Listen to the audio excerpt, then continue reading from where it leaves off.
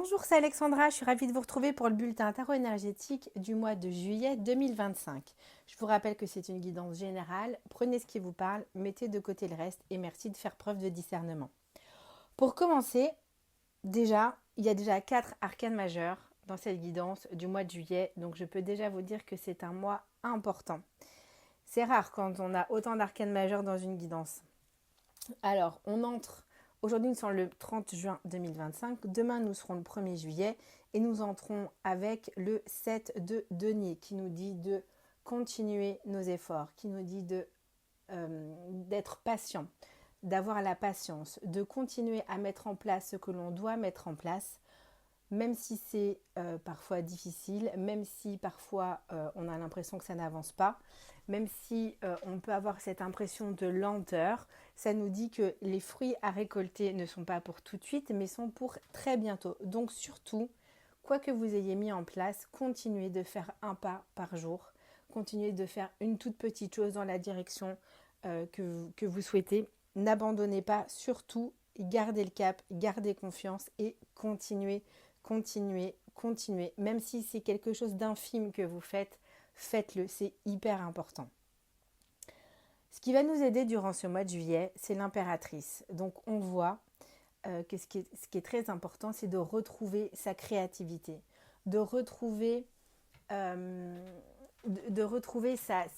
dynamisme, son enthousiasme. Il y a quelque chose de très vivant, de très énergétique, dynamique, vivifiant avec cette impératrice.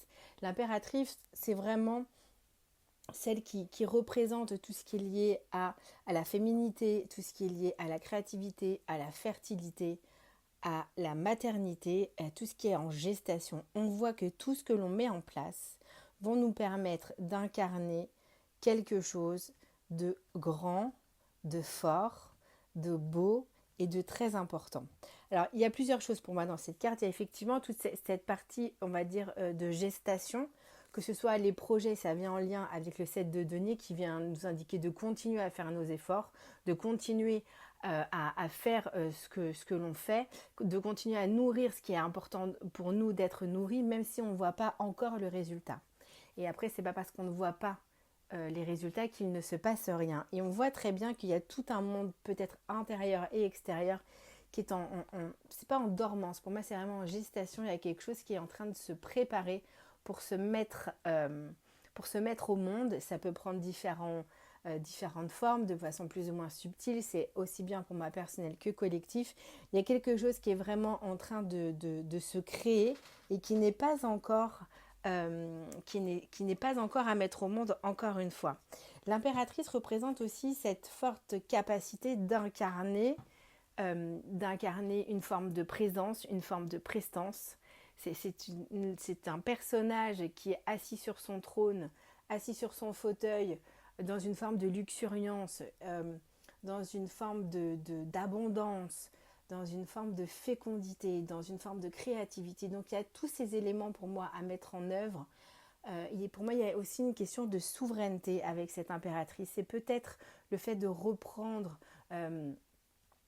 notre voix dans les deux sens, qu'elle soit vocale ou qu'elle soit un chemin. Pas besoin de choses extraordinaires, hein, mais en tout cas de se remettre en mouvement dans le sens où on se sent appelé, quelque chose qui est vraiment important pour nous. Il y a vraiment cette idée aussi, quand je parle de souveraineté, la souveraineté c'est être qui l'on est, affirmer qui l'on est, tout en étant dans une forme de douceur, tout en étant dans une forme d'amour. Il y a cet amour de la nature qui est très important aussi avec cette impératrice. Donc on voit que tout ça, et on voit qu'elle est en train de se découvrir. Elle va se découvrir au monde. Donc peut-être que ce sera pour la fin du mois ou ce sera pour les semaines suivantes ou le mois prochain. Mais en tout cas, il y a cette forme de naissance qui est en train de se préparer. Naissance au monde, naissance d'un projet, naissance peut-être d'un enfant, une naissance peut-être d'une nouvelle façon d'être et d'une nouvelle façon de se comporter aussi bien avec soi-même qu'avec les autres. Ce qui vient en frein, c'est la lune. La lune, elle vient freiner tout ça avec des peurs, avec des illusions, avec des formes de marasme. Ça peut être un marasme émotionnel, ça peut être des formes de peur collective. Pour moi, il y a vraiment, ça peut être des illusions. Pour moi, il y a potentiellement, dans un sens plus collectif, des choses qui peuvent être encore cachées et qui pourraient être révélées au grand jour.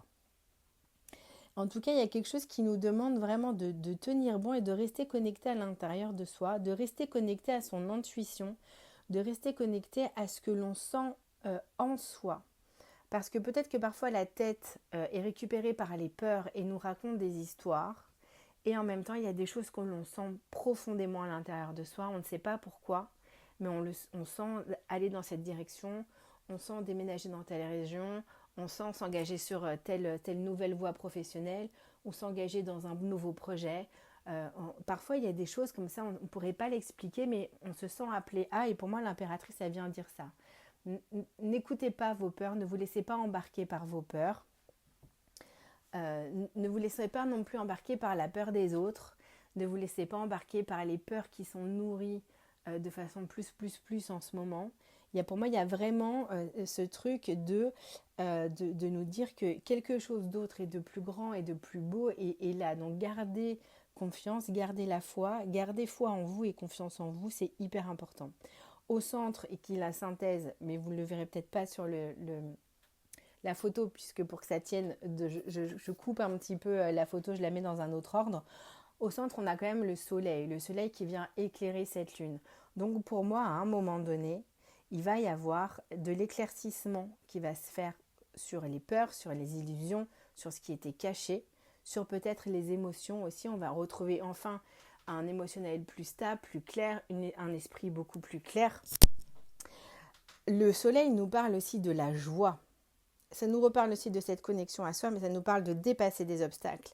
Ça nous parle de réussir quelque chose, d'avoir un succès dans quelque chose. Et ça nous parle vraiment, pour moi, profondément de la joie, de rester connecté à cette joie. C'est cette joie qui va être, je pense, la clé dans ce mois de juillet. Et la confiance. Pourquoi ? Parce qu'ensuite, on a la roue de fortune qui vient nous dire que nous sommes, au vu de ces cartes, quand même à un moment clé de l'année, à un moment clé peut-être de nos vies individuellement, sur des plans différents, dans des domaines différents, pour des raisons différentes. Et ça va se manifester chez chacun comme ça doit se manifester. En tout cas, pour moi, avec la roue ici, on est sur un début et une fin. Et quand je vois la lune et le soleil, pour moi, quand le soleil éclaire la lune, ça vient mettre fin à quelque chose et faire enclencher quelque chose de nouveau. Et c'est peut-être justement cette fin de cycle, cette fin et ce début qui vont permettre à l'impératrice de pouvoir mettre au monde ce qu'il y a à mettre au monde. En pleine lumière, en plein rayonnement, avec beaucoup de douceur, avec beaucoup d'amour. Pour moi, la roue ici, elle vient permettre. Alors, est-ce que ça va être saisir l'opportunité de prendre conscience de quelque chose ? Est-ce que ça va être des opportunités sur notre chemin qui vont être présentées et qu'on va saisir et qui vont permettre de faire tourner cette roue, de décoincer certaines choses, de débloquer certaines choses. Pour moi, avec la roue, il y a aussi cette forme de déblocage qui est là, aussi bien collectif, encore une fois, que personnel, et qui va permettre, si vous voulez, de pouvoir, c'est pas s'expandre, mais pour moi il y a quelque chose comme ça, c'est-à-dire là où on était encore dans le flou, dans une forme de marasme ou dans un truc où on fait je sais pas, c'est un truc, ça, une espèce de bouillasse là, parfois c'est difficile des fois de mettre des mots, mais on se sent bouillasseux entre guillemets, et en fait là le soleil ça va permettre vraiment de tout faire péter. Et la roue, pour moi c'est soit un événement qui peut être de l'ordre d'une prise de conscience, soit c'est quelque chose, on accepte enfin quelque chose qui permet de débloquer ce qui a débloqué, soit c'est des opportunités qu'on va pouvoir saisir, soit ça peut être un événement extérieur aussi qui va annoncer la fin et un début. Encore une fois, s'il n'y a pas de début, il n'y a pas de fin, s'il n'y a pas de fin, il n'y a pas de début. En tout cas pour moi, encore une fois, j'insiste là-dessus, peu importe l'événement qui pourra être là, c'est ce qui va permettre de mettre la lumière sur ce qui est caché, ici représenté par la lune. je pense, sur quelque chose de plutôt collectif qu'individuel, mais ça peut se passer sur le plan individuel et sur le plan collectif en même temps. En tout cas, gardez confiance, le soleil est là, le soleil brille, le soleil éclaire l'ombre, et à partir du moment où il n'y a plus d'ombre, où il n'y a plus de choses cachées et qu'on met la lumière dessus, tout s'éclaire, tout devient limpide et on peut continuer d'avancer, débloquer et surtout, quoi qu'il arrive, restez connecté à la joie, à votre joie, aux joies, aux toutes petites joies du quotidien. En ce moment, il fait très très chaud, donc profitez et soyez heureux d'avoir des arbres pour vous mettre à l'ombre, d'avoir un petit peu de climatisation, même si ce n'est pas forcément très écologique, mais pour pouvoir vous rafraîchir, soyez heureux d'avoir de l'eau que vous pouvez boire, etc. En tout cas, il y a des choses qui sont en gestation qui vont finir par éclore, et pour moi, ça va être grâce à la roue de fortune qui va permettre au soleil de mettre de la lumière dessus, et ce qui va permettre à l'impératrice, tout ça ce sont que des images, mais vous verrez comment ça vous parle, qui va permettre à l'impératrice de pouvoir mettre au monde ce quelque chose de nouveau, cette espèce de nouvel univers. On voit il y a plein de planètes autour d'elle qu'elle va enfin révéler, comme si chacun allait pouvoir révéler la personne, l'être qu'il est, avec joie et avec comment dire,